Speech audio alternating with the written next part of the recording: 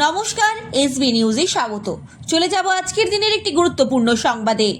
প্রচারের শেষ লগ্নে মেদিনীপুরে লাল ঝান্ডার জোয়ার, বাম শিবিরে উচ্ছ্বাস, চাপে তৃণমূল ও বিজেপি। নির্বাচনের আগে আজ শেষ রবিবার, আর এই রবিবার বিকেলে মেদিনীপুর শহরে বামফ্রন্টের বর্ণাঢ্য মিছিল চোখে পড়ল জনস্রোত।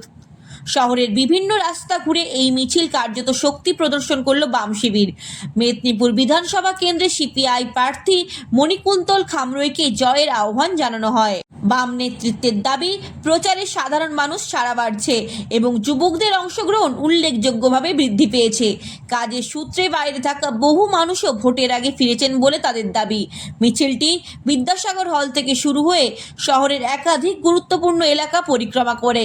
উপস্থিত ছিলেন বামফ্রন্ট একাধিক জেলা নেতৃত্ব। বাম শিবিরের দাবি, এই জনসমর্থন আসন্ন নির্বাচনে বড় প্রভাব ফেলবে, যা নিয়ে উদ্বেগ রয়েছে তৃণমূল ও বিজেপির মধ্যে। এই